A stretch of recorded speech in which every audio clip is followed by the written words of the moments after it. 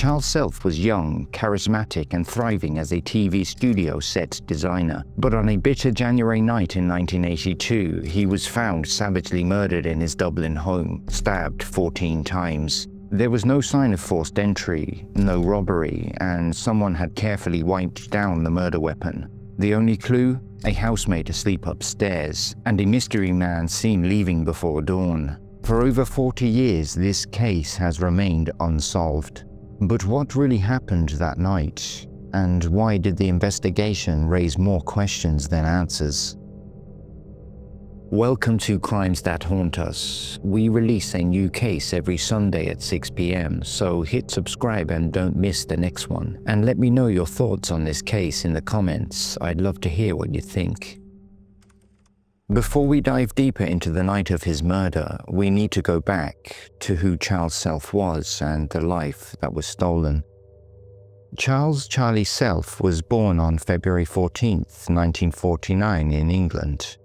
His mother died young, leaving him to be raised by an aunt in Glasgow, Scotland. Whispers among Dublin friends later suggested he might have been adopted, but others met his parents, a military father, possibly remarried. Despite the distance, Charlie stayed close to his family, his Scottish roots shaping a distinctive accent that charmed everyone he met. In the 1960s and 70s, he grew into a man of wit and charisma, a bubbly presence who lit up any room. An avid traveler, Charlie would cleverly exploit a travel agency loophole which allowed for multiple flight stops to crisscross the globe. Russia, Prague, Paris, New York, Thailand, and his beloved Santorini, where he painted the island's whitewashed beauty. Often he journeyed alone, his adventurous spirit unyielding. In the early 1970s, Charlie's talent for visual arts led him to the BBC, where he honed his craft as a set designer. His creative flair caught the eye of Alpha O'Reilly, who in 1978 persuaded him to join Radio Telefís Éireann, Ireland's national broadcaster. Charlie relocated to Dublin, settling at 3 Annesley Mews, a quaint laneway home in Dublin with a sweeping view of the sea. He shared the house with Vincent Hanley, the famed DJ known as Fab Vinny, whose infectious energy matched Charlie's own. From 1978 to 1982, Charlie thrived at RTE, designing sets for the Late Late Show and Twink's Christmas Special. By early 1982, his innovative work had earned him a promised pay rise and a bright future. At night, he was a fixture in Dublin's social scene, pubs, book launches, receptions, sipping his favorite Black Bush whiskey, playing music, and often falling asleep in his living room chair with a bottle of wine, the radio humming softly. January 1982 brought one of Ireland's worst winters. Between January 8th and 13th, 26 centimeters of snow buried Dublin Airport, with drifts reaching 1.5 meters. Temperatures plummeted below freezing for 8 days straight. Soldiers cleared Grafton Street, and Canada sent snowmobiles to aid the city. Brighton Avenue, where Charlie lived, was eerily quiet, the snow stifling the usual hum of traffic. On January 20th, Charlie was working at RTE in Donnybrook. Charlie's Renault car broke down, forcing him to leave it at the RTE car park and take a bus to Dublin's city centre. Around 1 p.m, Charlie met friends, including Bill Maher, at the Bailey on Duke Street. He was in high spirits, celebrating his RTE successes and an up-and-coming pay rise. By 2:50 p.m, after a final Black Bush whiskey, he left with Maher for RTE, where he met his boss, Alan Pleece, who praised his work on The Late Late Show and Twink's Christmas Special. That evening, Charlie returned to Annesley Mews, but soon headed back out, braving the snow. A sympathetic motorist gave him a lift to O'Connell Street. By 8:30 p.m, Charlie was back at the Bailey, then moved to the South William Public House at 9 p.m. Around 10:30 p.m., he joined 5 friends at Bartley Duns on Stephen Street Lower, a known last port of call for men seeking company. He stayed until closing at 11:30 p.m, then he walked alone through the snow to Burgh Quay, a notorious cruising spot along the River Liffey. At the Hot Pot Cafe, he ate and chatted until 12:05 a.m. At 12:15 a.m, Charlie was seen outside the Burgh Quay public toilets, speaking with 2 unidentified men. Witnesses described them as young, possibly in their 20s, but no detailed physical descriptions emerged due to the dark, snowy conditions and vague witness accounts. Minutes later, at 12:20 a.m, he climbed into a taxi on Eden Quay with a smartly dressed man, approximately 25 years old, with straight fair hair flopping over his collar, wearing a 2-piece suit, possibly dark-colored. The driver, Patrick Shanley, noted their affection in the back seat, describing the man as clean-shaven with a slim build, his hair neatly combed but slightly long at the back. Shanley later recalled the fair-haired man appeared relaxed but quiet, occasionally leaning toward Charlie in a familiar manner, though he spoke little during the short ride.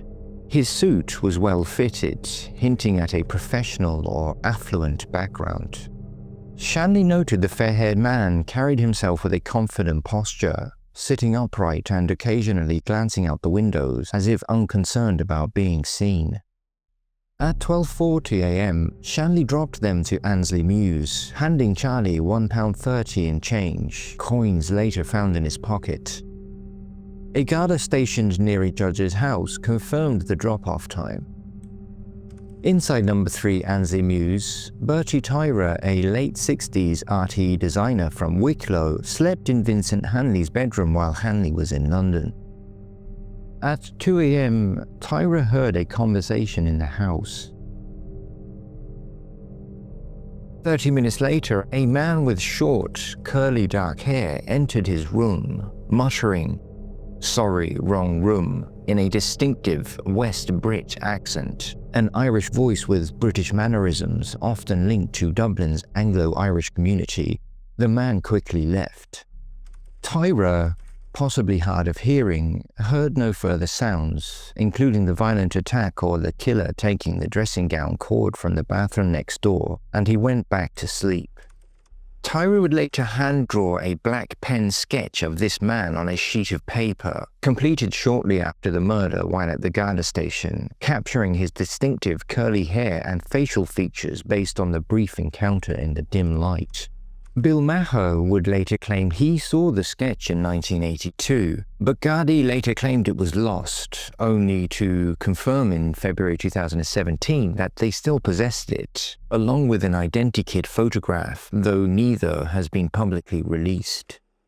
At around 4 a.m. that morning, neighbour Mary Liddell heard a stone bench being dragged across the courtyard and saw a man climb over a wall into a nearby garden. Also at 4 a.m, another neighbour across the courtyard reported hearing a dog barking frantically, coinciding with Liddell's observation of the dragged bench, suggesting the killer's exit disturbed nearby animals. Charlie Self's front door was ajar. Another neighbour reported screams in the night, though the exact time remains unclear. At 8:50 a.m, Berty Tyrer found Charlie's body slumped against the front door, his sweatshirt pulled under his armpits. Tyrer stepped over the body to call for help using the phone, but found no dial tone. He then ran across the courtyard, logging a call at 8:59 a.m. Charlie had been stabbed 14 times in the chest, neck, and back, with 6 through-and-through wounds penetrating completely, indicating extreme force. An 8-inch white-handled kitchen knife from Charlie's habitat set was the weapon of opportunity. 3 slash wounds marred his throat, one 5 inches long, and part of the cord from Vincent Hanley's red dressing gown was wound tightly around his neck, the remainder tied to a chair, suggesting possible torture or restraint. The crime scene was chaotic. Records strewn across the living room, the stereo still playing, furniture deliberately placed over blood pools, and a planter box from the kitchen windowsill oddly set on the ground. Detective Sergeant Alan Bailey, who would review the case in 2008, described the scene as absolute chaos, with the assault beginning in the kitchen, moving to the living room, and ending in the narrow hallway at the front of the stairs. The kitchen knife, embedded with Charlie's blood, was found near the body, its handle wiped clean of fingerprints, suggesting the killer's attempt to erase their presence. Blood spatter patterns indicated the attack began near the kitchen sink, with a trail of droplets leading to the living room, where a toppled chair and scattered records suggested a struggle. Bailey noted the chair tied with the dressing gown cord was positioned to imply a restraint scenario, potentially to mislead Gardaí into assuming a sexual motive gone wrong. Bailey's staging theory highlighted the undisturbed planter box and window box outside the 2-foot inward opening kitchen window, contradicting initial Gardaí assumptions that the killer exited there. The body's position against the front door suggested an attempt to mislead investigators, but Bailey concluded the killer likely exited through the front door, as the body didn't fully block it. Blood patterns and furniture placement indicated deliberate manipulation to obscure the attack's progression, possibly to suggest a different escape route or motive. State pathologist John Harbison confirmed Charlie died from stab wounds to the neck and back. 4 days later, on January 25th, a packed funeral service at St. Andrew's Presbyterian Church in Black Rock drew RTE director George Waters and countless friends. Charlie's body was then flown to Glasgow for burial. A notice in the Irish Times from his Scottish family thanked his Irish friends, RTE, and the church for their support during this time of distress. Meanwhile, back in Dublin, the Gardaí were mobilised. The afternoon of the murder, Charles's close friend, Bill Maher, was questioned for 4 hours at Dún Laoghaire Garda Station, shaken by the loss and the Gardaí's aggressive tactics. Detective Superintendents Hubert Reynolds and Michael Sullivan led a 30-detective team. They initially targeted 2 young sex workers, Kitty from Bluebell and Ruby from Coolock, both aged 19.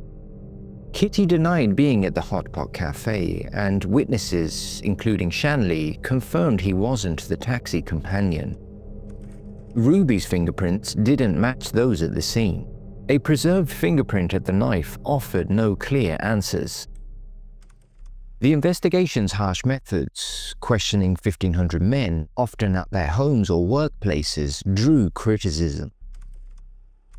One witness, a barman at Bartley Duns, reported being visited by Gardaí at his workplace, where they loudly questioned his sexuality in front of colleagues, leading to his dismissal days later.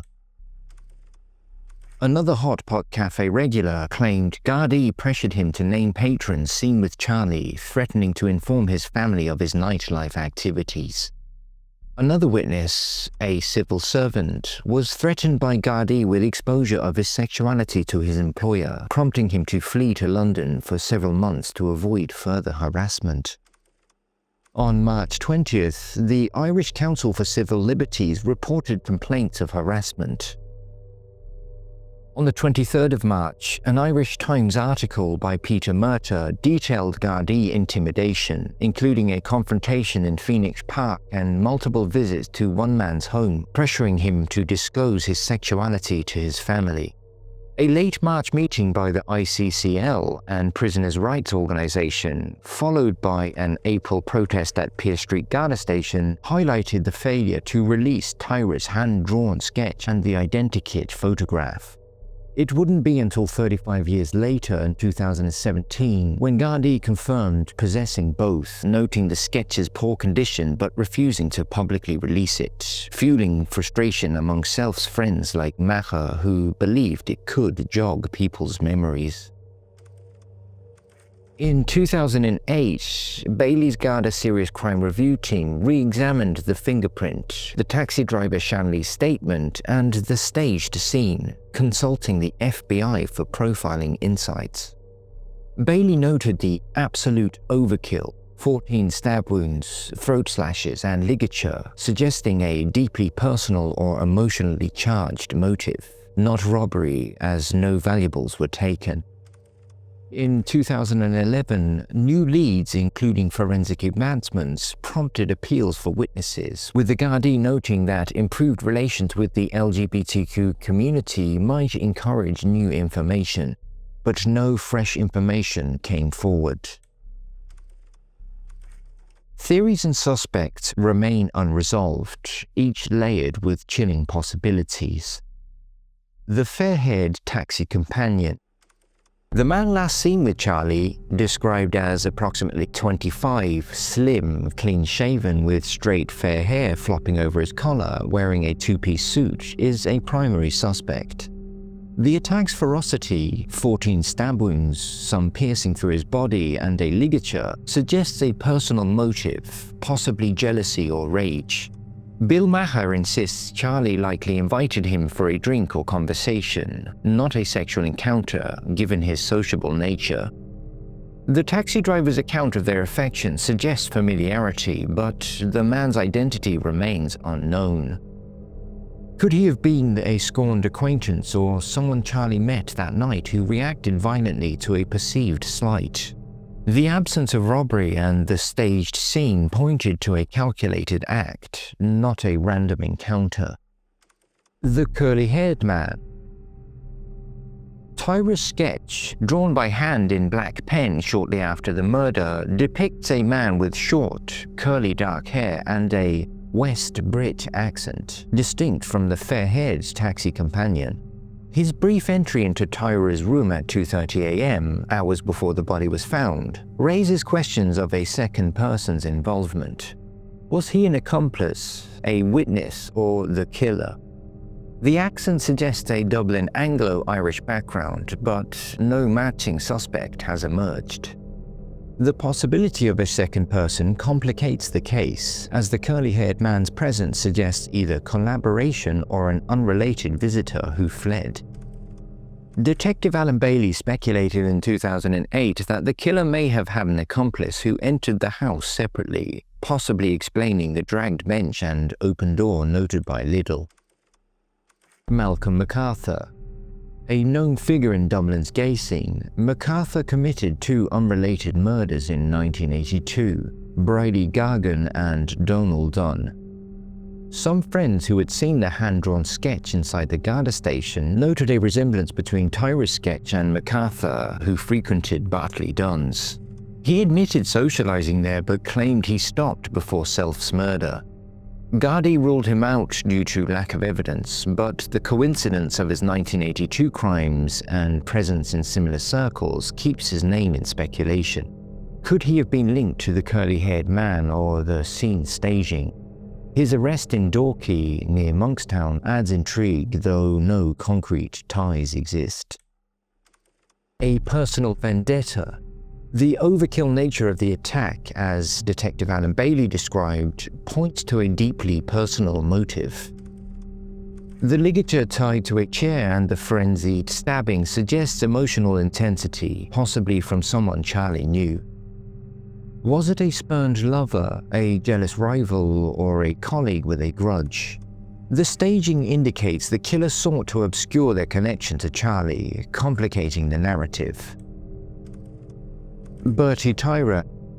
Though not officially considered, some question Tyrer's account due to his presence in the house. At 68 and possibly hard of hearing, he claimed to have slept through the attack despite waking to a door opening. His sketch of the curly-haired man diverted suspicion, but could he have heard more than he admitted? Fearing for his safety, he might have stayed silent about the commotion, later claiming ignorance to avoid involvement. Gardaí never treated him as a suspect. DNA advances and the preserved fingerprint offer hope, but the sketch and identikit's non-release remain points of contention. His murder, a savage unsolved enigma, left a city grieving and a mystery enduring. Somewhere in the snows of that January 1982, a killer walked free. Charles Self was more than a victim of a brutal and senseless crime. He was a vibrant soul, a gifted set designer, a beloved friend, and a man whose laughter, energy, and creativity lit up the Dublin art scene. His murder left a silence where there was once colour and life, and yet, more than 4 decades later, justice has never been served. Charles deserved to be remembered not just for how he died, but for how he lived. And until answers come, his absence will continue to echo through the halls of the Irish arts, and through the hearts of those who knew and loved him. Thank you for watching Charles's story. Please feel free to add your own thoughts, comments, and theories in the comment section below, and we'll see you next time.